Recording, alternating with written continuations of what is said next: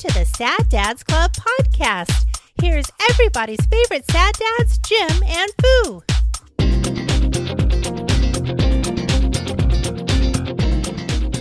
Welcome to Sad Dads Club podcast, episode, don't know. 378 or something? Yes, that sounds about I think right. so. Last week is 77, 78. I think so. I'm the Lord Foo. I'm June. You know, cool. Well, We're not dead yet. I mean, we did it at the front end, so we made it to the show. yeah. Much to our president's chagrin. Lav on the collar. Yeah. Just because it doesn't have a foam condi doesn't mean It feels weird. without the... Yeah, it's like I'm unprotected. It like rolled somewhere, I'm sure. It's all right. I just forgot about it. Man. Shit's going on. Yeah. Tons of shit.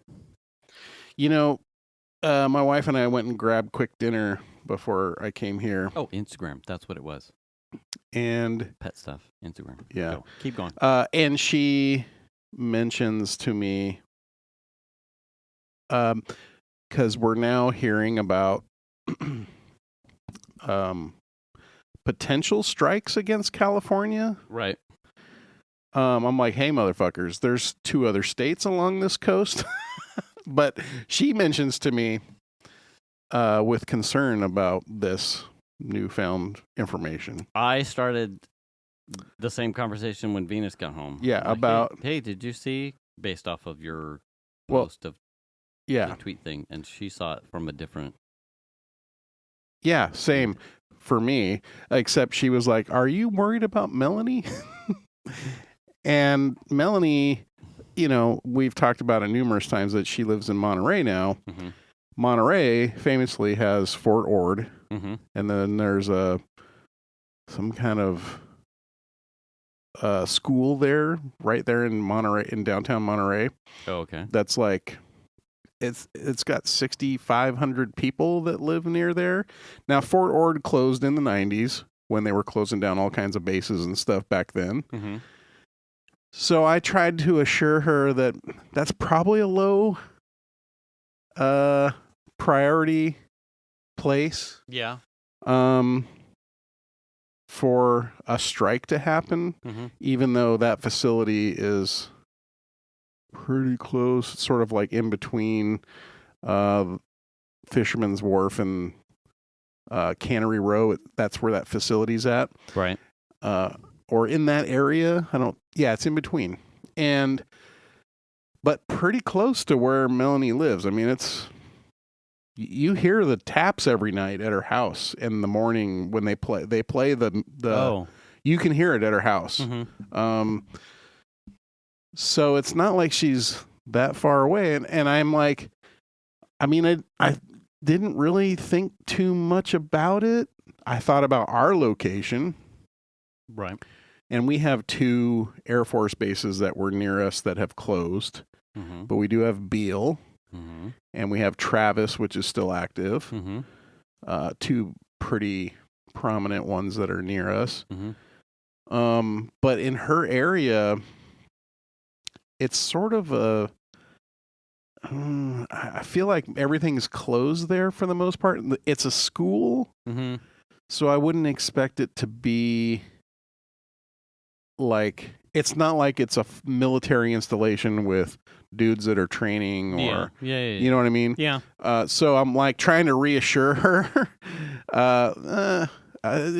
It's Here is my problem. okay.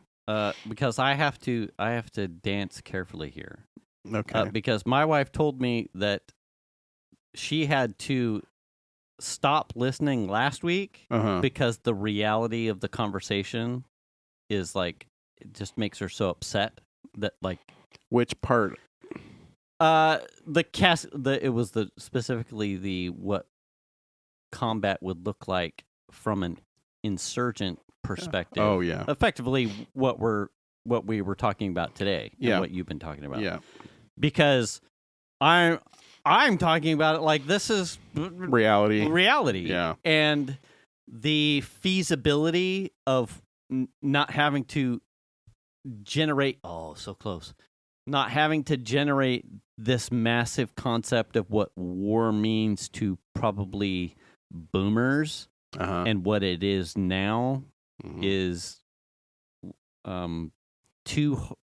No, I don't want to think about that. Like that's really we're in a that the reality is we're in a different place, significantly different. Yeah, and I told her, I'm like, well, because she had sent me something, or I had seen something just recently, and it was, if part of the reason we have such a like bipolar voter base is because people don't seem to want to engage in a conversation that doesn't necessarily involve in an I'm right, you're wrong, because that's not what sells stuff. But when you can talk constructively about what the realities are around everyone that affects everyone agnostically of your beliefs, well, then you start to expose truths that people probably didn't want to hear. And that becomes, oh shit, I'm not quite ready for that. I'm not prepared for this conversation. Right. And while my wife is very educated and very aware, for some people it's too much. It's too much. It's a bridge too far. So my looking at how we've approached the same kind of conversation with kids getting over their handlebars, metaphorically, on EV devices, on places where EV devices weren't intended, or quadcopter people flying drones in public spaces carelessly or recklessly, or invading someone's privacy without consent, ruining it for the rest of the flyers and responsibility people, and that all kind of scopes in the same kind of concept that I looked at what we were talking about last week with what war looks like now, and war and that type of big shit. That's like a tier above. And then, of course, what we know about war is like World War II, right, and Vietnam War. No one punches the big silverback gorilla in the room, right? Right. No one does that. But when you think of what it means to people need to get past the part where you punch a big silverback gorilla in the mouth. Well, what happens if you just put a bunch of fleas in his bed? Yeah. Well, that's a problem too. We just give him chicken pox. We're already doing that to ourselves, right? So these things, like, and so I told her, I'm like, well, yeah, but you can't not talk. You can't put your head in the sand, and she knows this. Oh, absolutely. But sometimes the matter of fact way in which I speak about it's like the ingress thing for me. It's like, well, tactically, this is what I would do. Like, this makes sense to me. And we talked the same thing. She's like, when she said that she had heard the news from another friend who was like, help me out here. Is this shit really happening? And you're like, well, why California? Well, why not? California is what, relative to the nation itself, you take out California and it's the fourth largest economy in the world. Right. Yeah. And you don't have to take out California. If you disrupt Los Angeles or ports, or you disrupt San Francisco or ports, or commute routes, you put a serious problem on the map. Yeah. Or the power grid. Right. Yeah. Right. Right. And I'm like, and then we're the same thing. Like, well, it's, Santa Barbara, right. Because no one would worry about Santa Barbara. Well, that's like, what I was saying to her was like, okay, well, maybe Monterey's probably not a high profile place they would want to go. But I said, San Diego's got a big naval base. Right. There's the port of Los Angeles. Right. There's the San Francisco port. But you also have to think... I will tell you the last thing I told her before I got told you should stop.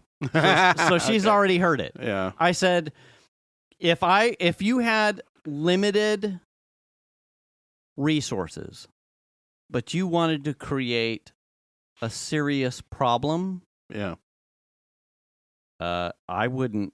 Right, the West Coast in California is probably pretty defensible. Is Hawaii?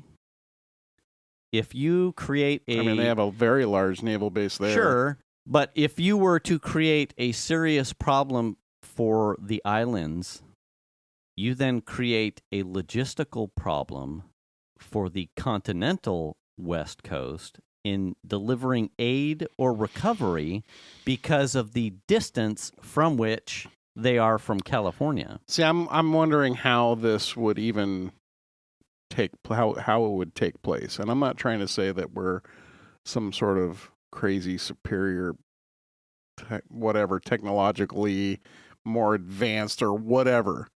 But I would hesitate to call what that threat was anything like a land invasion that we had going on, say, on D-Day, for instance. Mm-hmm. Like, they're not going to be rolling in with troop boats and dropping flaps down and running onto the beach. No.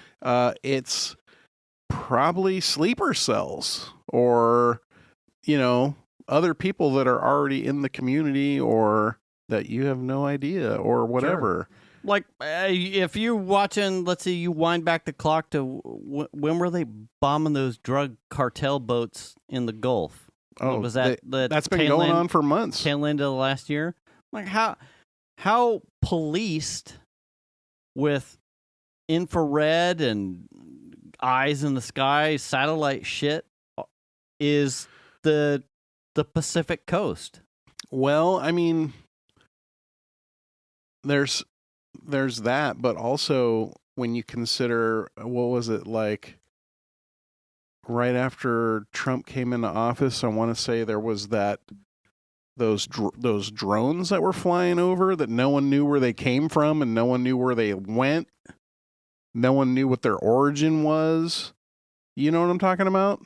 That was like a big deal that happened. I want to say last year, this time, there were several drones that were flying around that no one knew where they came from, and like everyone was like, how does our government not know where these drones are coming from?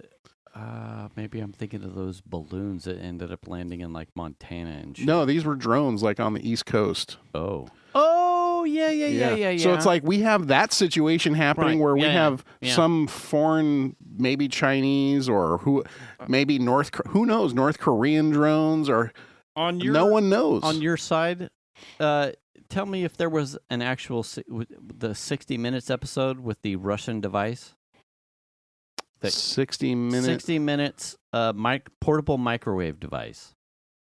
I need to know if that was an actual thing. If it pulls up like the 60 Minutes site.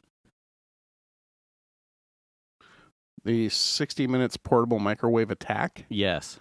Is it actually linked to their site? Or is it is this the Havana syndrome thing? It might be related. I'm not sure.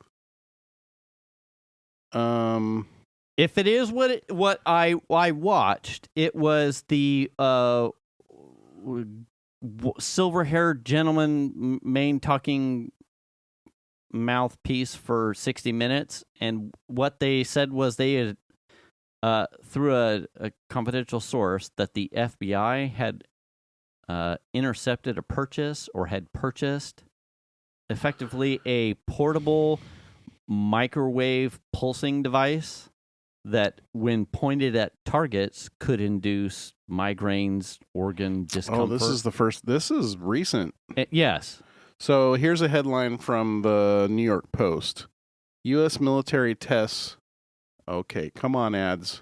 Don't do this to me now. Oh, you did it. It's fucked up. U.S. military tests on secret weapon bought from Russian criminal network reveal Havana syndrome-like symptoms. Yes.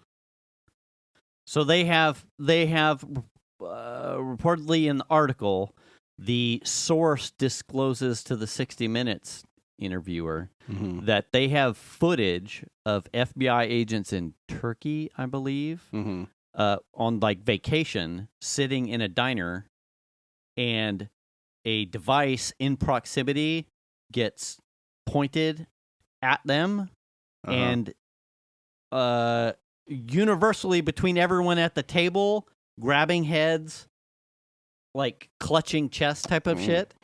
That doesn't sound awful. Right. So this we've moved past the concept of, is everyone launching, I think, like this foxholes and tanks. No, man. I just sent I re-rig a thing in a device that's no bigger than a bread box. This is what the article says. Classified security footage described to the outlet has also been collected showing Americans being hit with the weapon. In one, a camera captured 2 FBI agents on vacation in a restaurant in Istanbul.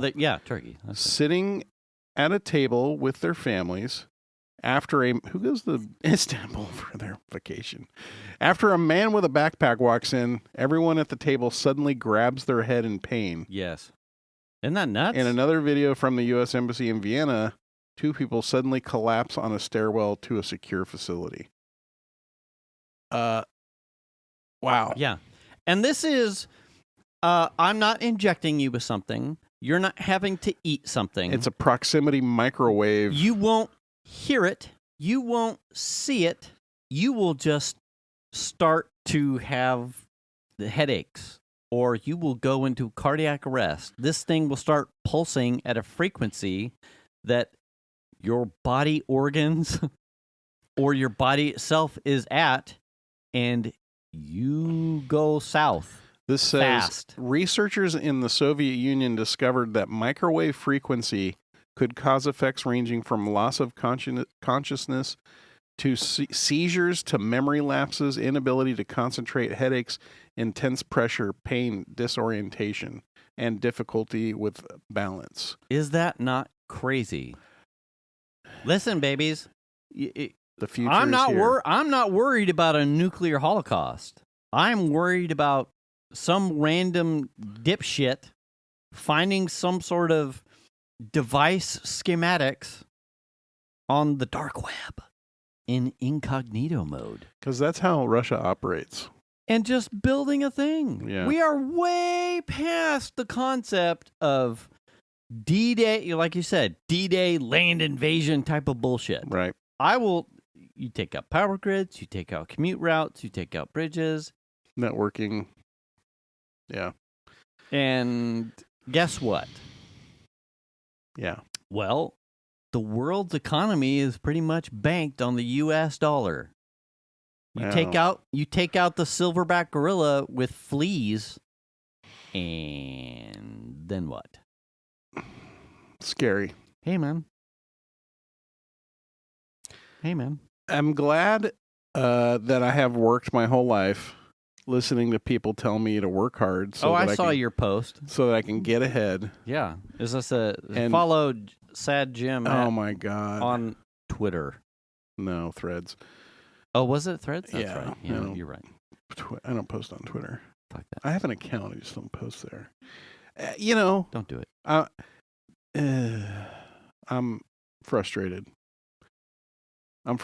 So, that was our conversation at dinner tonight. Part of our conversation.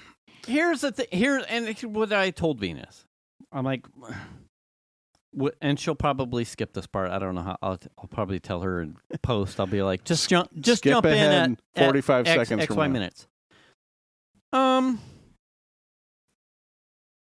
It's scary. Like, the reality is, I have a child abroad, just like you, abroad. At a distance.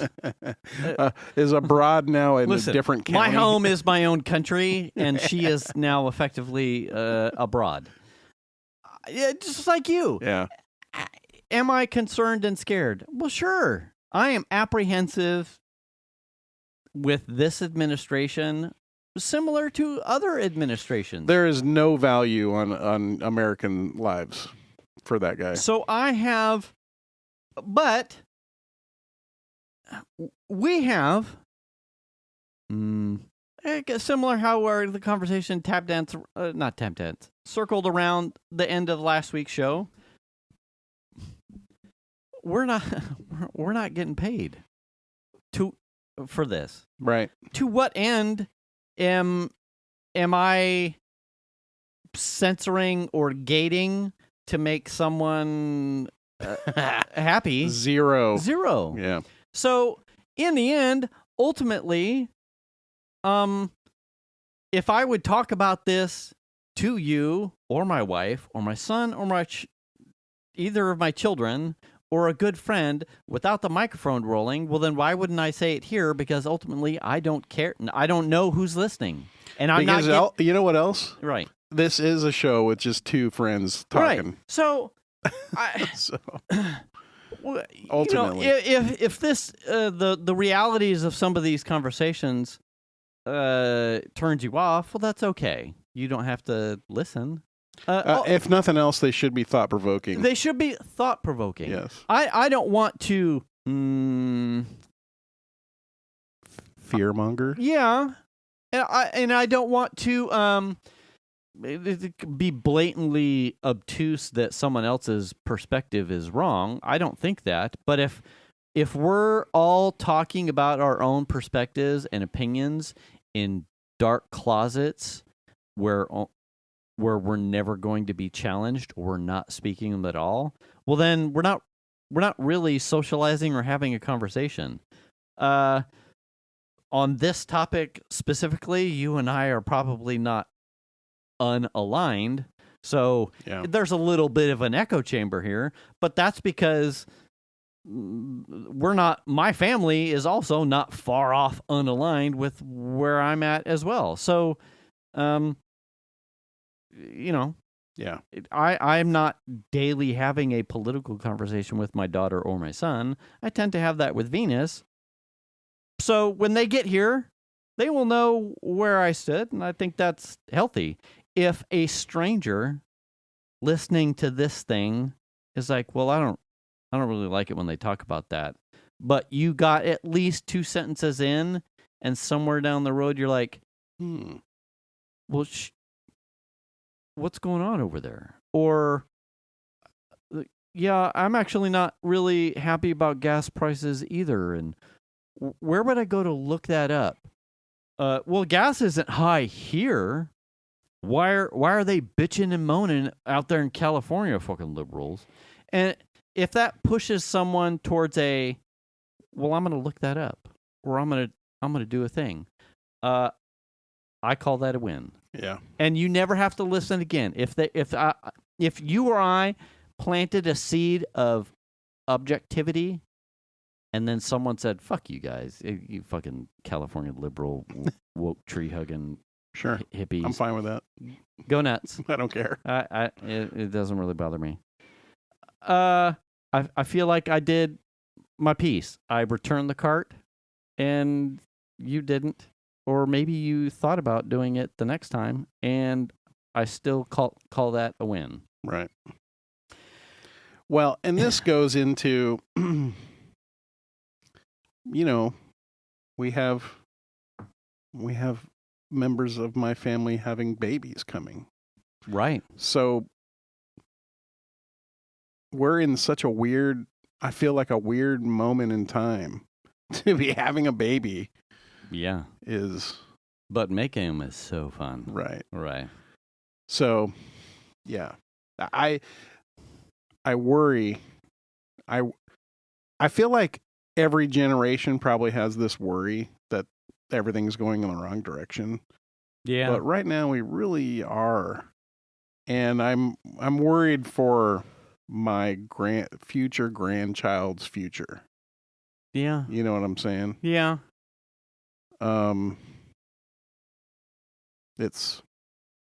I do wonder. It's troublesome.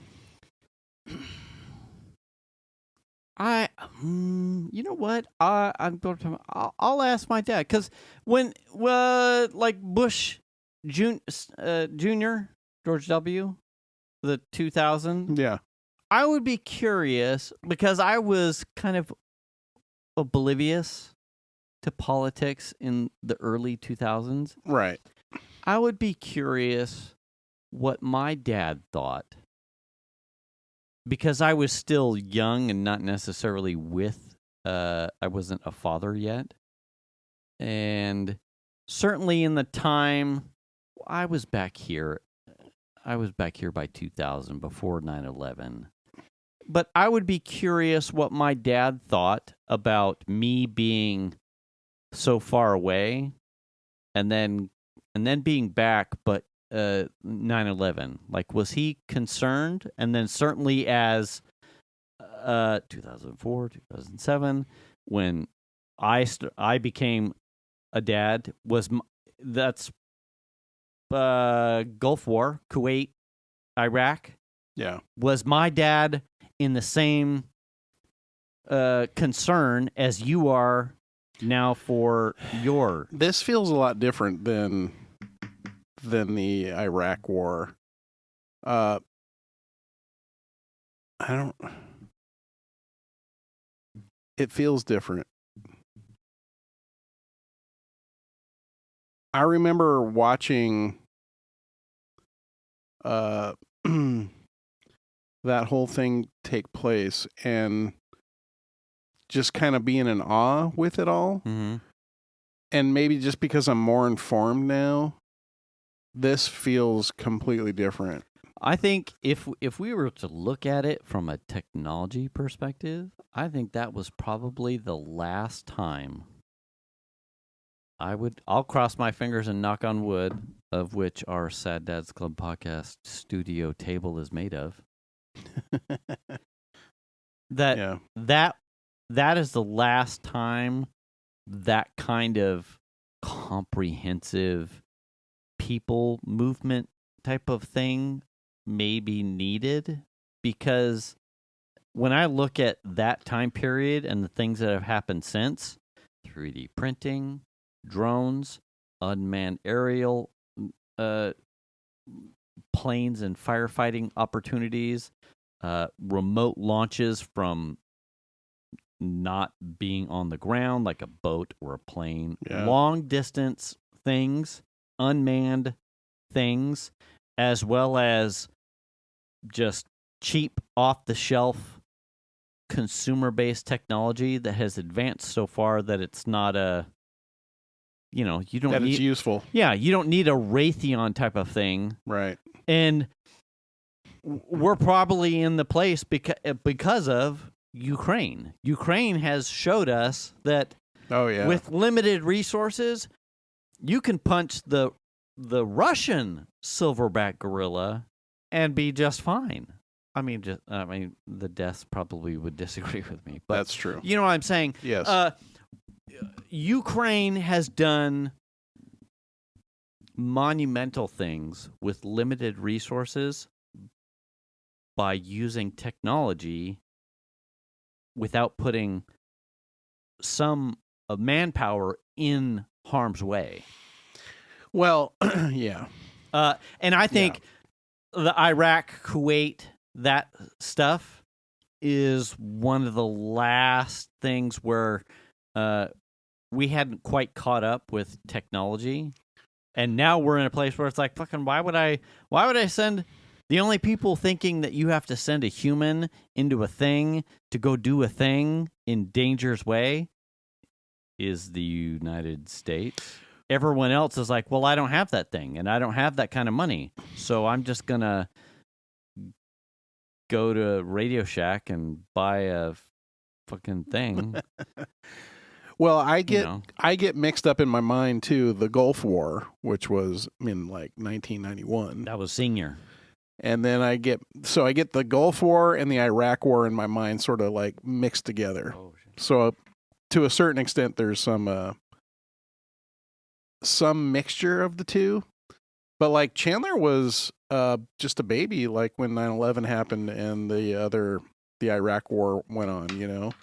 Yeah. So at that time, I do feel like there was a moment where you're like, oh man, this is not a good time. But also, we never really had, like, thinking back on it, this is the first time where we've had like threats of action on U.S. soil. Yeah. You know, I mean, we had 9/11 happen as a terrorist act. Yeah. But like another foreign government actually going, we better watch your coast, California, because we're coming. Yeah. I mean, that's kind of unprecedented for our position in North America. I would agree. Yeah. And if I'm being in the moment of like in hindsight of 9/11, I was more caught up in the tragedy of the event itself and less about the politics or whatever. Yeah, what it meant to be popped in the mouth by another organization.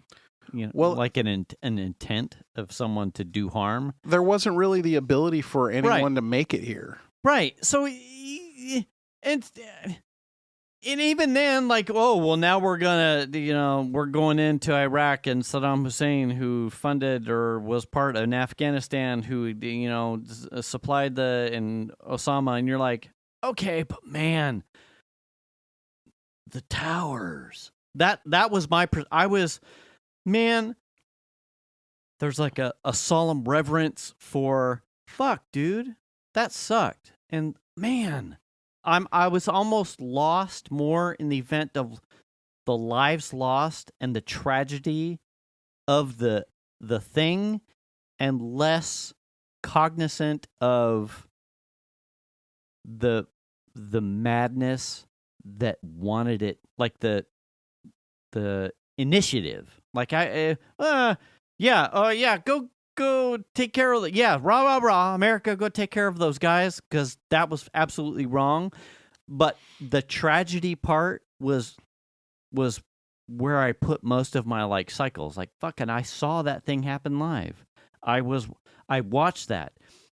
That was absolutely heartbreaking. Mm-hmm. You could see things that weren't being censored until they were censored later, and then a double whammy, and then you're just, oh, what does this mean? And then the wars happen off to the side, and you're like, yeah, we're going to go over here, and now we're just going to fucking turn this place into glass. And you're like, yeah, absolutely. Well, well, I hope everyone's okay on our side, and we're absolutely fund that, because we need to take them out and take them down and do the thing. I mean, there comes a point where your experiences dictate what your knowledge of the situation is. Right? This, as you say, yes, this is different. Is different. Yeah. One, I know this is a war of choice. Yeah, we decided to do this. Right. This isn't like it's a reactionary thing or a retaliatory thing. We were not popped in the mouth. We had already been told the program were obliterated, and they're gone. It's all gone. Right. And now all of a sudden, let's poke a bear. Yeah. I have a hard time. There's so much misinformation coming from the top of our government, which is stuff like, number one, how many killed and injured in action because of attacks on like our bases and stuff that are in the area, Qatar and stuff like that. Yeah. But also the fact that that guy came out and said, oh, we've sunk all their boats. And then all of a sudden, like, yesterday, they're like, we sunk a bunch more boats. It's like, well, you said you already sunk all the boats. Yeah. Right. But somehow now we're still striking boats. Yeah. Like, there's that kind of stuff just drives me crazy. Where the extra boats come from? Yeah. Just drives me crazy. But I think we're in a situation where it's not going to be like a plane full of dudes coming here or a boat landing on our shore. It's not like a D-Day situation. It's going to be maybe little things that happen around, or you know, that's if it's going to happen. That's I feel like that's how it would happen. I don't think it's you don't think no one's going to somehow secretly, without being noticed, schlep a bunch of boats or planes or a submarine or from Iran, right, all the way out here. And according to our government, we've already sunk all their boats in a bunch of people movers. Yeah, right. Yeah, that's not going to happen. It's not going to happen. Come on, man. No. Pacific is a very large ocean. No one from a foreign country is rolling up on fucking Pismo Beach being like, yep, open up the doors, bitch. Yeah. Let's fucking roll out here with the AKs and start raising the boardwalk. I mean, we don't know exactly what that would look like, but I feel like it would be more incel US type action, if anything. I mean, that's how I would do it. Yeah. And if I was going to do it, I would do it the right way. I would do it I would go to Mar-a-Lago on the weekend. It's hard to tell where the things come from that are politically related, but it was like if aliens invaded and wanted to take over the world, you know, I'd just be like, what? I can help you make this job easier. Yeah. Like, do you want to know how to just really grease the wheels here? Right. Like, just start here with this guy and everything else falls over. Yeah. Like, all I'm asking for is a little place. Oh. Yeah. Don't let your fears dictate your life. You know, but also prepare. Just have a little bit of thoughtfulness around it. Yeah. That's all. Don't let it. Nothing should stop you. Here's the deal. Go to that baseball game. Or maybe just watch it at home. If you yeah. Or just, hey man, Shohei Ohtani may not even pitch that day, so you could just watch it on TV.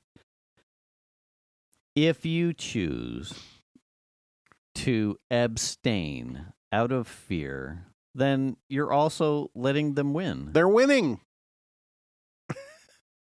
I feel like there is a line, and for every person, obviously, how that line is defined is up to you. I can't tell you where that is. But if you are scared but choosing to not inform yourself and stay abreast of the situation, you're making it harder to accept, how do I go about my day and try to do the best I can and live the best way I can, but stay aware. And also spend more money on gas. And spend more money on gas, you know, as one does. For sure. There's a line there. Yeah. I feel like probably the fundamental thing to take away is you can be scared, you could be apprehensive, and the way to start getting a better handle on that, I feel, is to find ways to get more informed. I thought you were going to say, go buy a gun. Go buy a gun. Go buy a firearm. I've already covered that plan. Do you want to use it? No, don't use this fucker.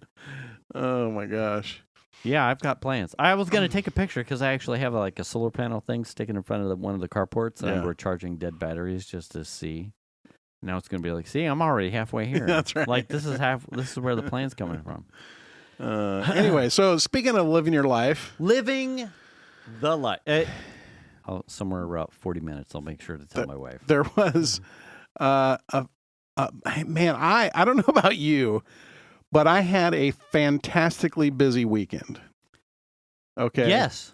I had a crazy busy weekend. I don't know what you did Sunday, but yeah. Oh, you were busy Saturday. No, I'll fill you in. Gimme. So, welcome to the real podcast. Daughter, came in Friday after work. Yes. She gets off around noon, so she came in. Your daughter also has young woman face now, as opposed to adolescent face. Oh, okay. she looked like she had changed, like she had matured, and I went, "Oh, she's a doctor now. She's a young woman now. Yeah. She doesn't look like Millie the adolescent." When I was talking to her, I went, Yeah. Oh no, Yeah. she's a young. She looks like a matured woman face and not a young teenager face. Yeah. Okay, go. So But she came up. Prior to that, my father-in-law was like, "I'm having pains." Oh no. And he ended up going to the ER Okay. Friday. Friday. And they did some scan. So this is just in a nutshell, carrying you into the baby shower. Okay. Okay. So Friday, Raj has some pain and ends up going to the ER because he thinks maybe it's like heart related. Okay. They figure out that they think that he's got a gallbladder that needs to be removed. Oh, no. Okay. So they were supposed to be at the shower. Oh, okay. Right. Yeah. He ends up being admitted to the hospital from the ER. Okay.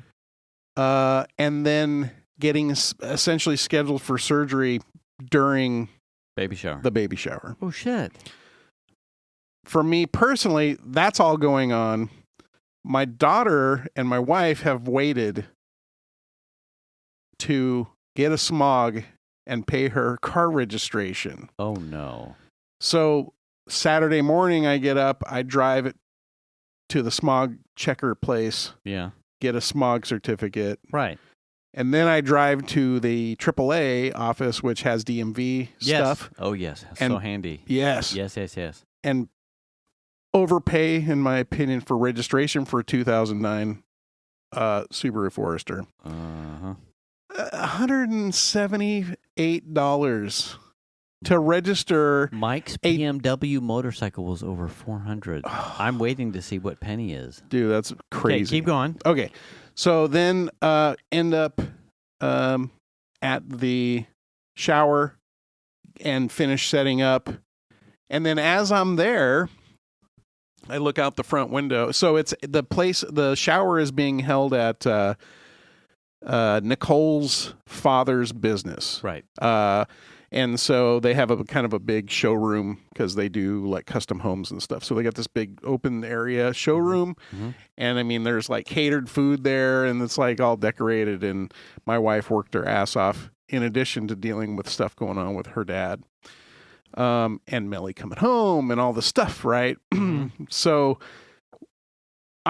we're getting set up, and then out of the corner of my eye, I see a white Ridgeline drive by, and I go, "Oh shit, that's Dave and Nat." Oh yeah, Pull up, and which I thought Dave wasn't going to be there. He might have been out of town. She said she wasn't sure. Right. Yeah.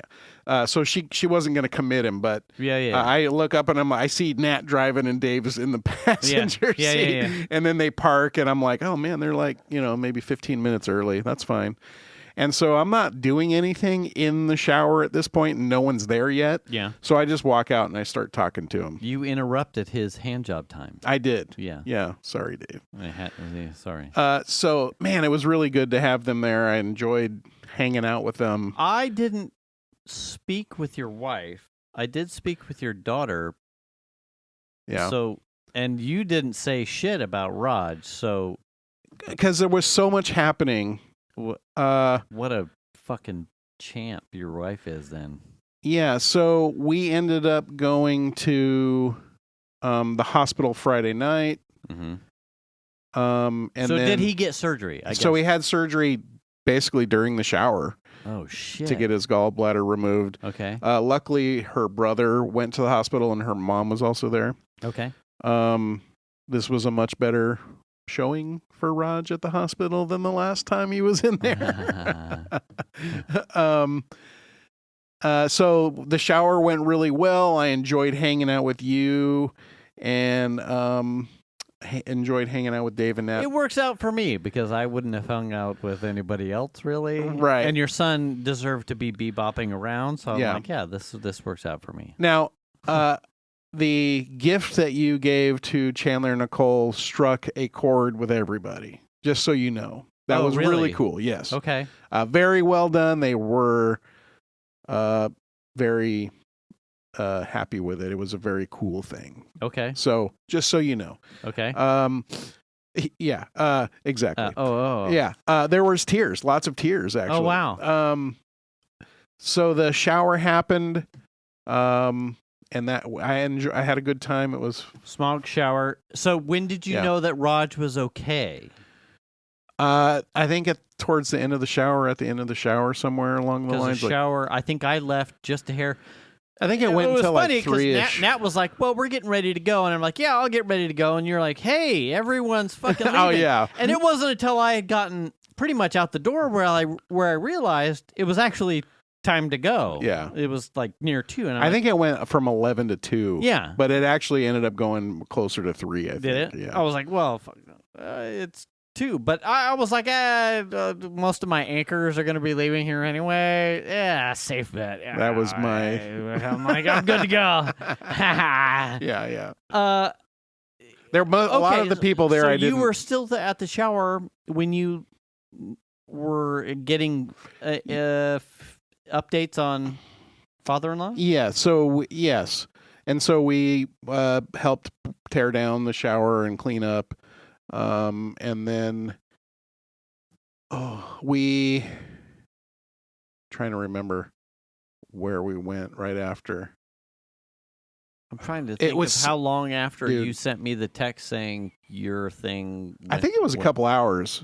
Okay. I think it was later in the day. So you guys all reconvened at Chandler's?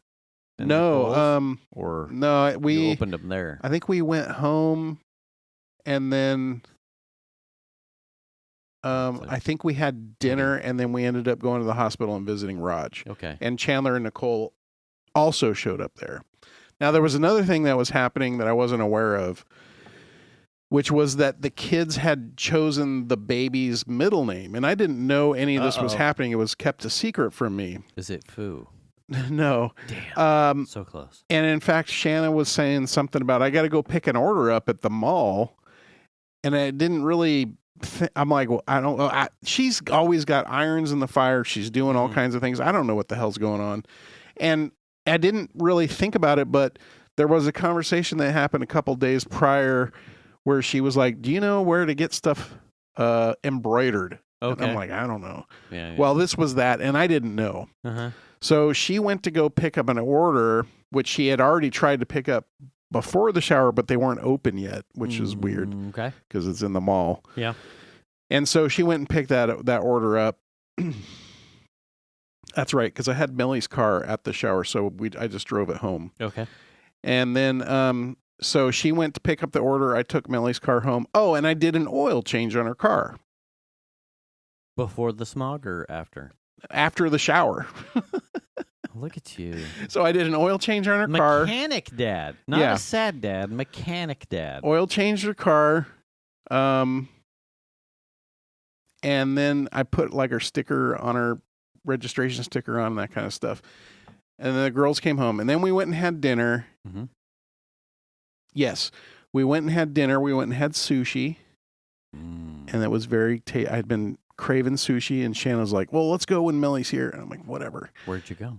Roku sushi. It's like an all-you-can-eat sushi place that's over where Floor and Decor used to be in that little shopping center. I don't know those names.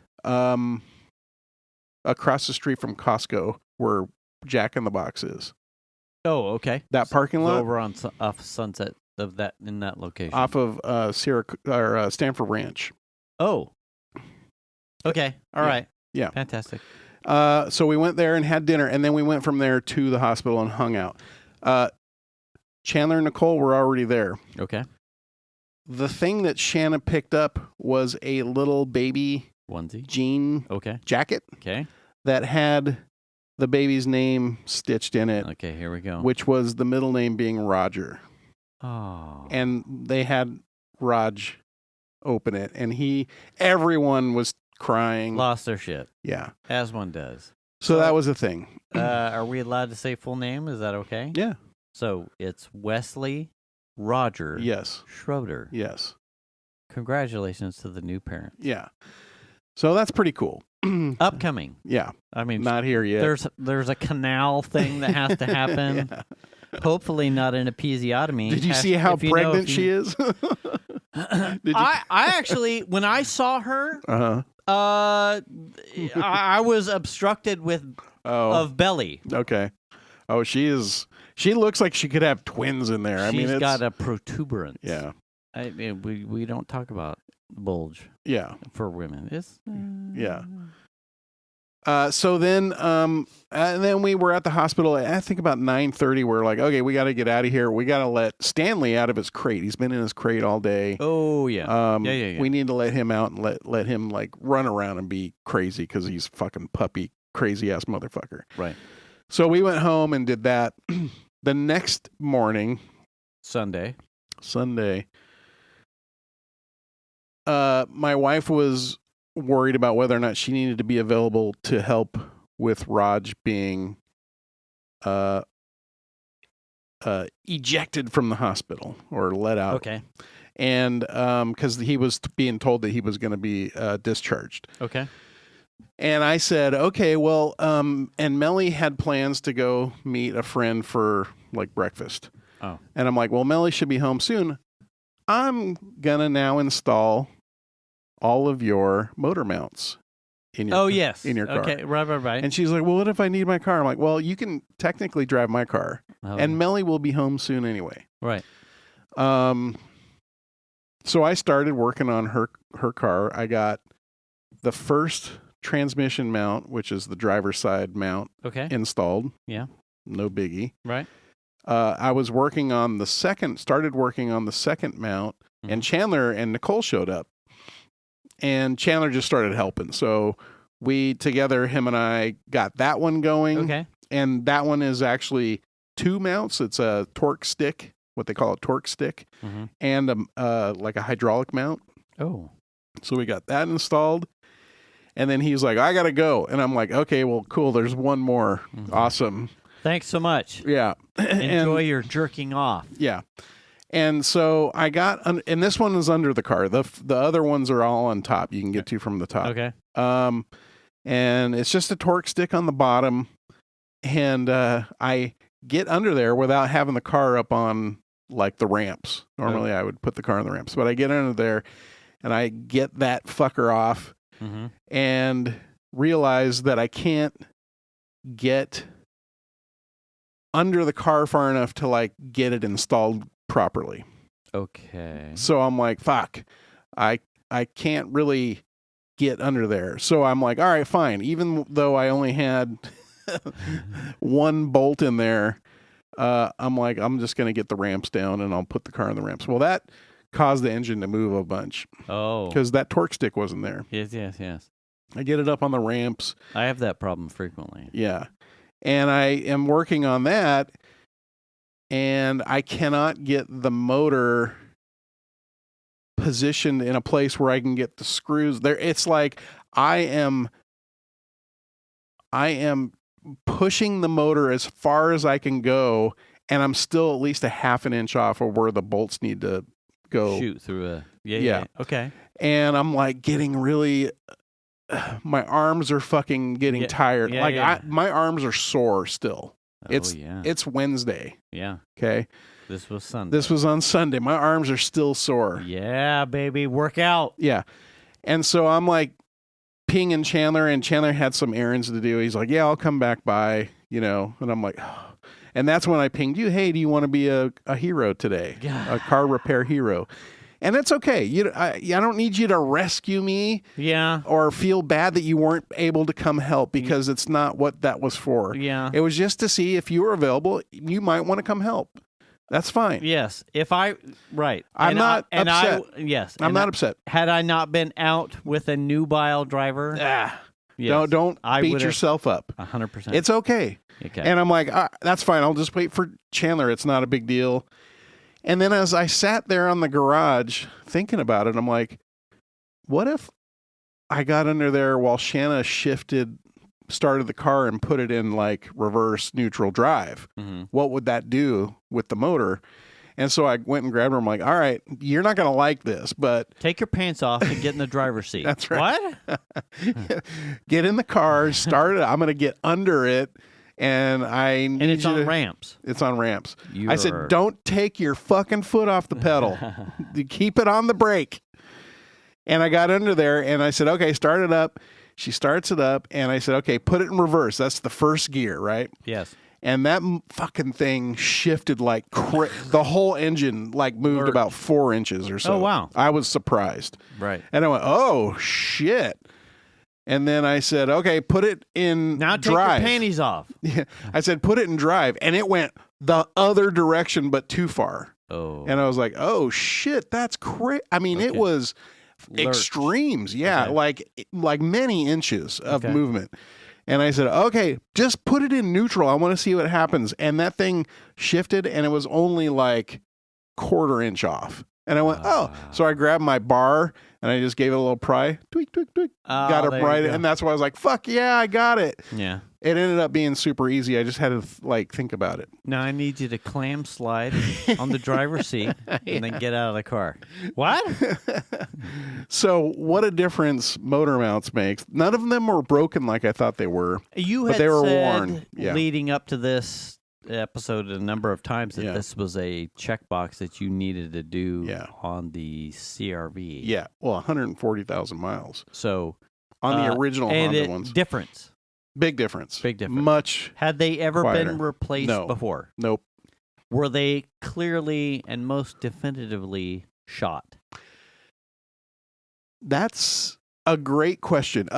So I mean, if you notice that I had to really look at them to go, oh, okay, there's little cracks in here. Okay. But none of them were, like, I thought there was going to be some that were the plastic or the rubber was just sheared and they were just flopping around. Yeah. None of them were like that. Okay. I was very surprised. When I did Emily's Jeep's motor mounts and her transmission mount specifically, that rubber was so butt fucked. Yeah.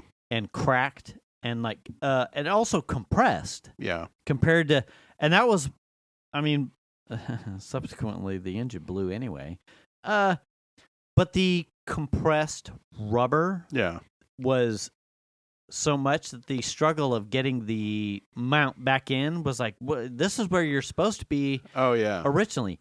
And I took it out fine. Yeah. I couldn't get the new one in. Yeah. The compression was clear in the motor mounts I did for the Jeep. Yeah. But the integrity of the rubber, it was like, what's the word? Supple? The rubber was definitely like cracked. Too soft. Yeah, and it wasn't. It wasn't. It didn't look new. Yeah. You know what I'm talking about? Like if you look at rubber and it's like, oh, that's new rubber or like squishy still, even the hard pack type of stuff. Yeah. This was, Ashy Larry type of like motor mount. The rubber was cracked. It was not only cracked but compressed, and you're like, yeah, that shit's gonna fall apart easy. I didn't have anything that looked compressed, but the active parts of the mount, like you could take your thumb and move the rubber. Oh yeah. And you could see the crack. That's okay. It is. They're worn. That's the reason why it's doing what it's doing. Makes sense. Yeah. So I'm very pleased with that. But in the process of doing this, Chandler and Nicole came back, and Melanie. You're like, how'd the jerk off go? Melanie also was in a huff to get home because she had plans. Yeah. And so my wife and daughter get in the Subaru and they drive to Sam's Club to fill it up with gas, and my wife tosses her purse in the back. Oh no. And they come home and Shanna doesn't take the purse out of the car. She goes into, her car's filthy. You can't even see out the windshield, so I'm going to clean the car up real quick while Melanie's getting her stuff together to take home. Okay. Then Melanie bebops on out of there, right? Uh-huh. And then Shannon and I were exhausted after that. So everybody left. It was just her and I. Yeah, Sunday. That's Yeah. right. We're still on Sunday. Sunday. Okay. And we're like, let's just go to Chili's and get dinner. Baby. I mean, and she was like, sure. And then she's like, where's my purse? And she marches around the house looking for her purse, and it's nowhere to be found. And then she starts messaging Melanie, and Melanie's busy with her friend because they had dinner at Benihana. So shit. Apparently there's a Benihana still in Monterey somewhere. And so she's busy, so she's not replying to Shanna. So Shanna and I were like, all right, let's just go grab. We can't do anything. But the thought is already, we need to drive down and go get my purse, right?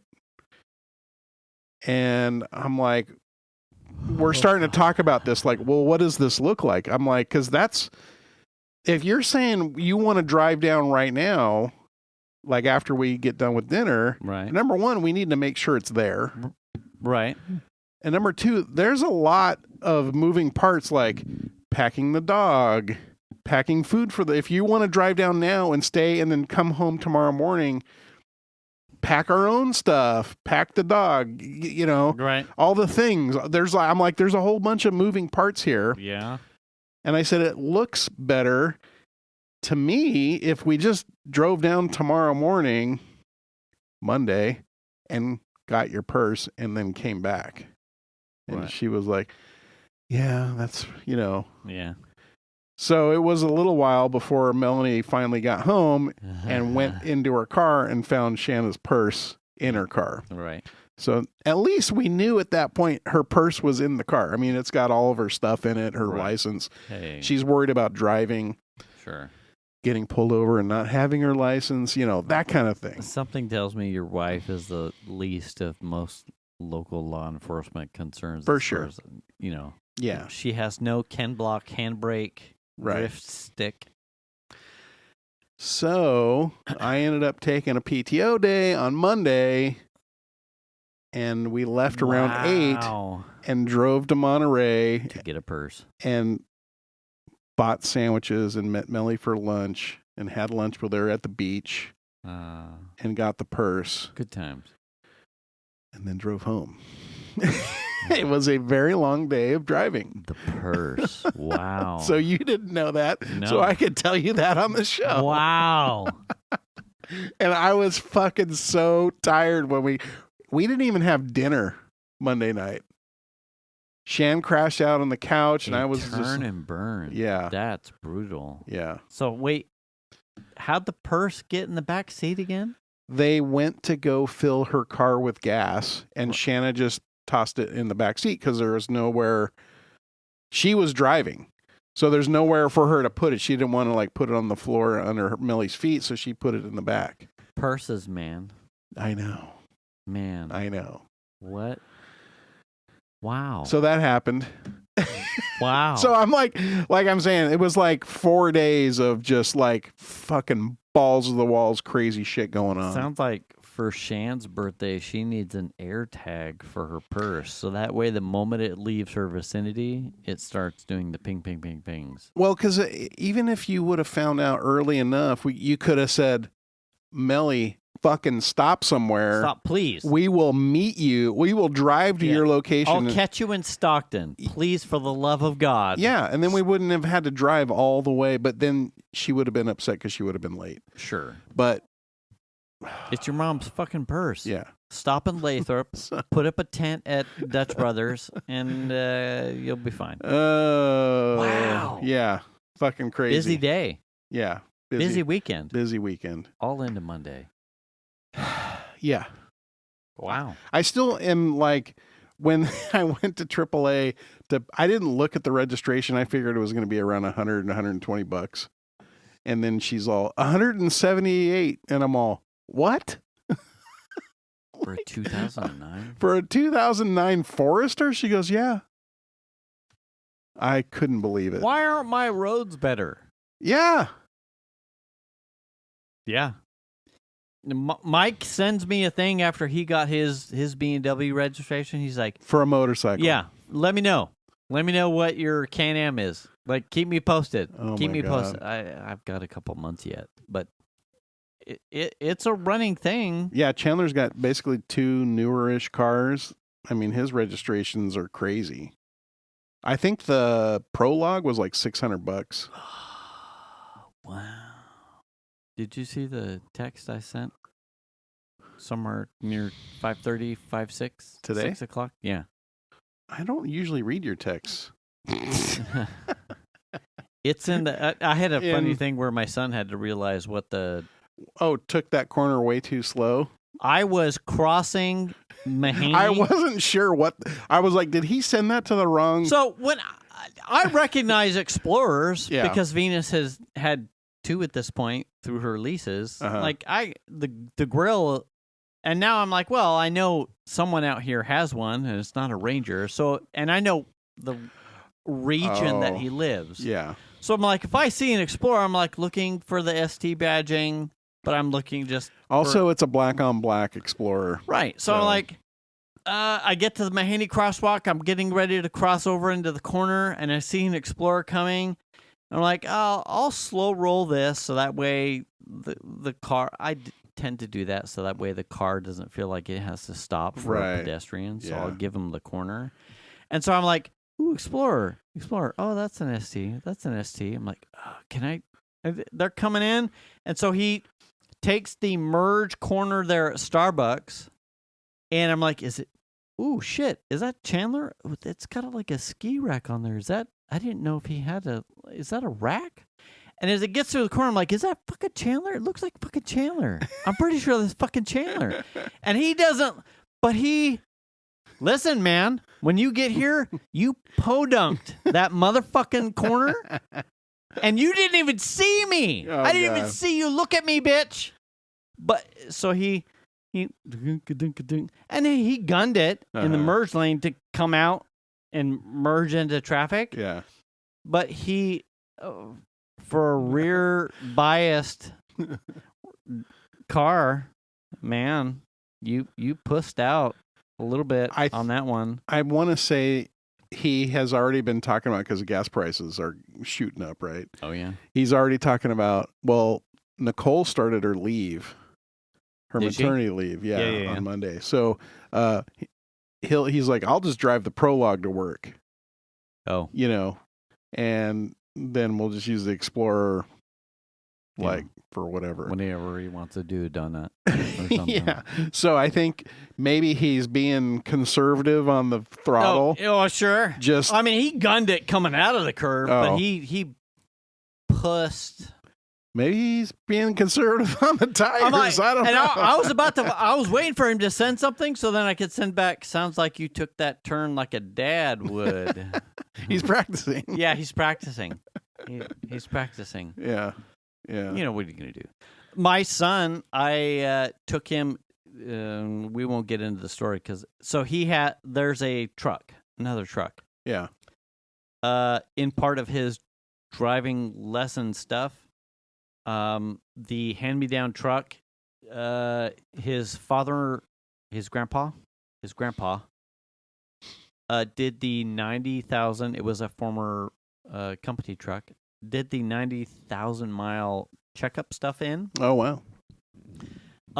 And in looking, his grandpa, my father-in-law, is, because it was a business asset, it was meticulous in taking care of the truck, and like every invoice, this was done, maintenance done, because it was a company truck. Yeah. So if the company can pay for it. It's clean too. Yes. Well, I've cut and polished the shit out. Okay. My weekend was busy too, but it was just with a fucking polisher. Orbital polisher. Hey, man. Some people drove hours and some people just polished. You know, same. Different circles. Different. It's a lot of circles, but not by hand. Right. But by button. In looking at his meticulous records, so in looking at the stuff to make sure that I'm informed of the thing, one of the 90,000 mile checkpoint thing, they put like a fucking can of Boost oil octane upper Yeah. speed for your gas. Yeah. Octane booster in the tank, and it had knock preventer. It had somewhere about maybe a third of a tank of gas. But in looking at it, and however much he had driven it since the 90,000 check, maintenance thing, and getting back to here, and like a couple 1 day of driver's training thing, I'm like, well, fucking, if I know on Saturday, I'm looking at the file, I'm like, well, if I know there's octane booster in there, I want that sloshing around as long as possible. So today is Wednesday. Last night, on his excursion of driver's stuff, we had finally hit like quarter of a tank. So I'm like, can you tell on the gauge cluster, the clue, the indicator where your gas filler cap is? Yep, it's on the left-hand side. Perfect. Funny, a lot of times I didn't even know that was a thing until. So look at your gas gauge, and so do you know where there was a funny moment where he couldn't tell fractions of gas? Like half is probably straight up, so half of half is going to be like a quarter, right? So relative to that, where's the needle? And he's like, little bit more. I'm like, oh fuck! And you're all, what time is a quarter after 12? Yeah, I'm like, holy shit, 12:25. All right, but rolling around in my head is the octane booster that's rolling around in the tank. I'm like, well, let's get him. So, we had already once stopped for gas in the Dodge pre-Iran combat, and I made him do the whole rigmarole so he could get things, but this was post Iran conflict. Mm-hmm. So last night, Tuesday, I'm like, well, let's get gas, and we'll knock around the rest of this booster so that we get the most amount of the squiz. We pull into the Chevron, and the most expensive place you can get gas. We start filling it up, not a full tank, mind you, but we start filling it up. And at this point, I basically tell him, like, gas, as you drive around as a student, is not free, right? If you need to get from if you need to get from here to school, your mother and I will be helping to pay for your gas. But as he's like, it's sitting there and it's pumping gas, I'm trying to convey to him that you're going to need to start looking at a way to supplement what will soon to be a driving experience that will be a cash outflow. And if that means you taking some sort of job like your sister did on campus at Sierra as you start Sierra in the fall or over the summer, it doesn't matter. But obviously, this is currently, I remember, we'll just say it's around $6 a gallon. This costs money. And I would imagine that truck's probably got like a 17-gallon tank. Yeah, it's a big tank. Yeah. It's a big tank. And so we filled it up to 60 and change. 60, 69, because I made a joke about 69 at the end. I was like, whatever. And I'm basically trying to convey to him the lesson that the expectancy this is a thing. It will help him get from A to B as part of the expected schooling. Like, you have to be doing something.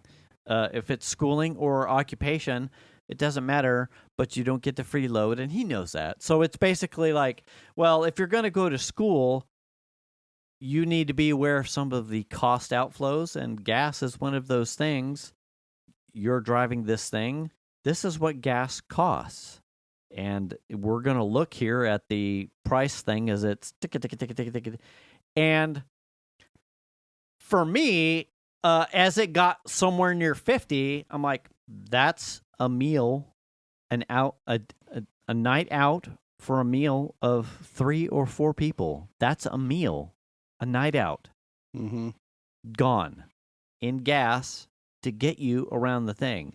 And when it hit around 60, I think the light went on, not from the grocery meal concept, but he went, that's like a price of a full game. Like a full game. Yeah. Oh, he gets it. Yeah. Oh, and he gets right. it, man. And you didn't even just buy a game. You just put gas in. It's just transportation. And it's gonna go away. You know, and you'll do it again in a week. And you're gonna do it right. You're gonna buy a game every fucking week, buddy.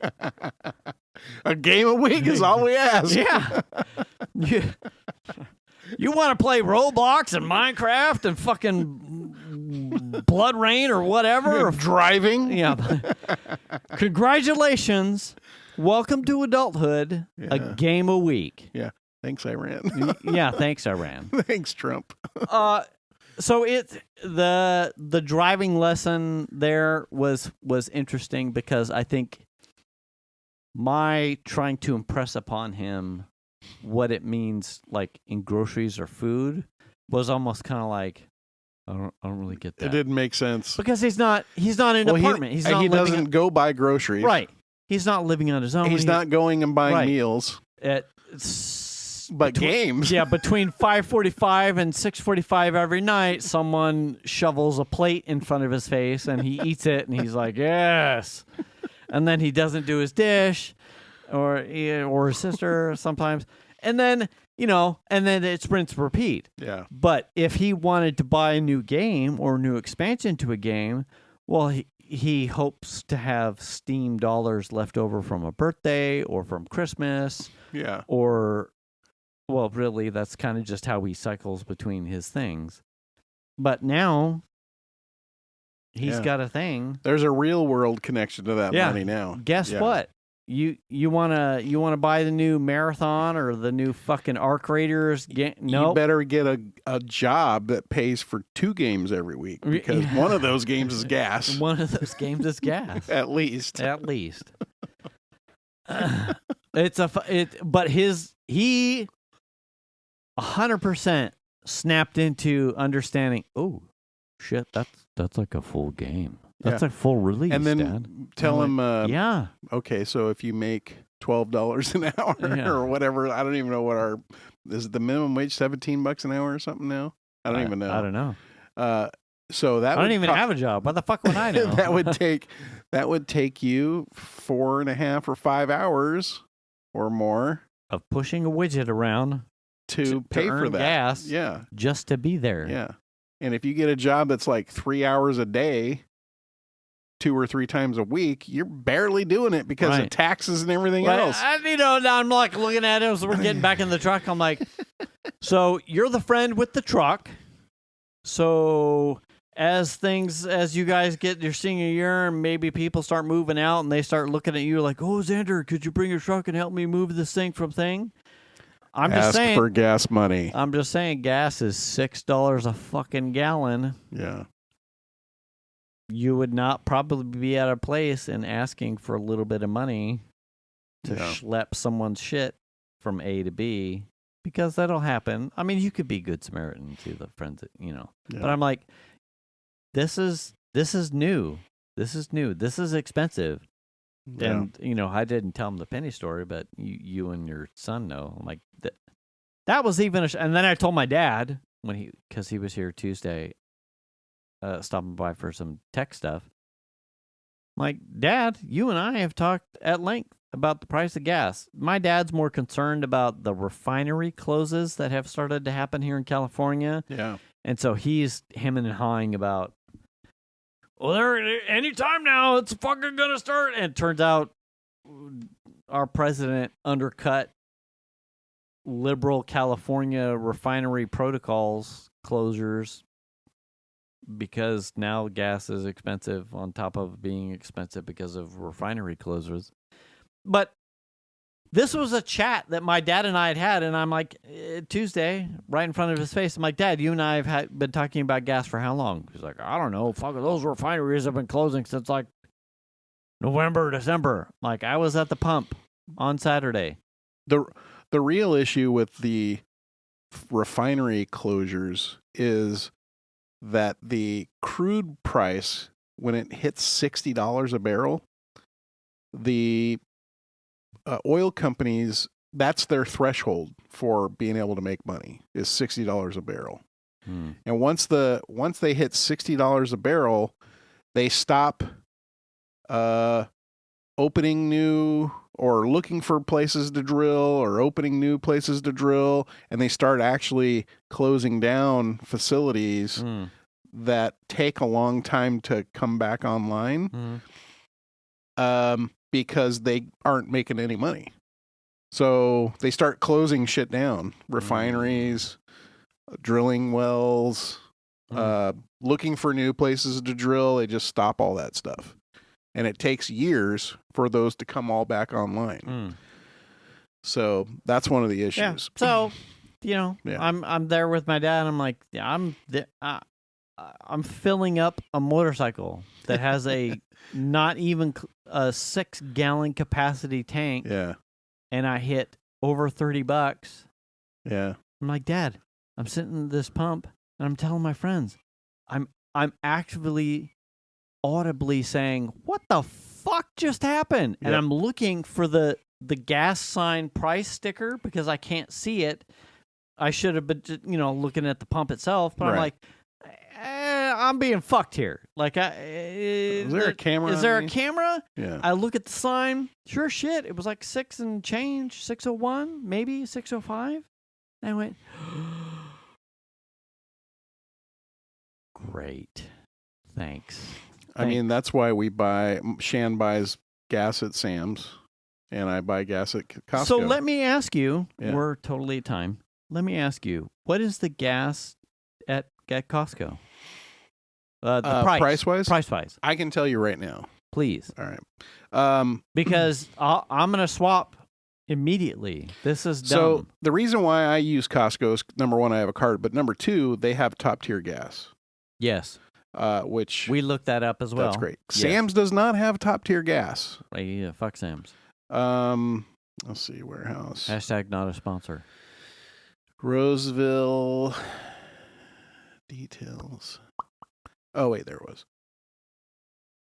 Regular right now at Sam's or at Costco is $4.89. Oh, shit. It's up there. Yeah. Premium is what I would have to put in the Cadillac is $5.35. That's still cheaper than that. Okay. Well, Chevron's always more expensive. But the top tier gas, yeah. You can use your Safeway points at Chevron. Yes. That's one of the things that we had done in the past. Right. Okay. I just need to go get gas at. It's too convenient. There's no reason why I shouldn't. I just need to borrow Venus's card to do it. Oh. Venus is a member. Yeah. That's dumb. I should be doing that. It's almost 70 cents less than what I paid at Chevron. Period. That's why I go Full there. stop. Yeah. I should be doing. Last week, did you drive Cadillac? Here? Tonight. Yes. Last week, you said you filled up. I didn't fill up. I put up like a half tank because I might be dumping it. Did you do I went to Costco, yeah. Or did you do this one? Sunset? Yeah. That's a nice. Is it? Yeah, it's a really nice. Like in and out? Yes. Okay. Fuck. Get on baseline. Yeah. Go down to the last possible right turn, like right at the gas station. Right. But there's the car wash out there on the street. Yes. Turn right after the car wash. Go right into the thing. There was plenty of pumps. There's no reason. Pop out the back and come back with a Costco being that close at that price point. There's no reason for me not to be getting gas. It's whether or not we can pull that off with Venus without making it a hardship on some of her commute times. I mean, I don't know, but she should be doing that too. She can do it at the one right there at Stanford Ranch. I mean, if she's not, it's on her commute. Middle of the week, I don't know if she wants to get home. Off and do the deal with those. She hates that area. Like we said, that's like 2 or 3 episodes back. She would rather fucking shit in a bag and throw it at the door. I don't mind going there. because I go the back routes. Also, if you're just hopping off the freeway, you're just doing a quick U-turn and right into the gas station. That doesn't bother me very much. And especially if it's during the week, it's not. If it's the weekend, those 2 turn lanes are fucking nasty. But on a weeknight or whatever, you can usually get through there in one light with no problem. So, but the new one's super nice. It's just out there. Yeah, it's right there. Yeah. There's no reason for me not to be doing that, knowing that the gas prices are that low. That's why I buy there. Fuck. In fact, we went there Monday and filled up the car on the way down, and then went to Costco in Monterey and filled up the car before we came home. If you're looking for a liberal show to sponsor. Wouldn't that be cool to have a Costco sponsorship? I just saw, I got fed they have like a chocolate chip cookie cake, layered cake thing. It's apparently you want it? Yeah. It's Real making bad. some sort of viral, like, oh, go get the Costco Oh, really? I'll have to look it up. chocolate chip cookie cake doodad thing.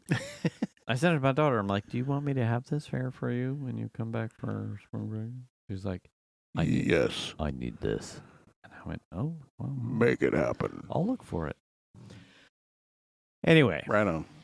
Costco gas, 2 thumbs up, top tier gas.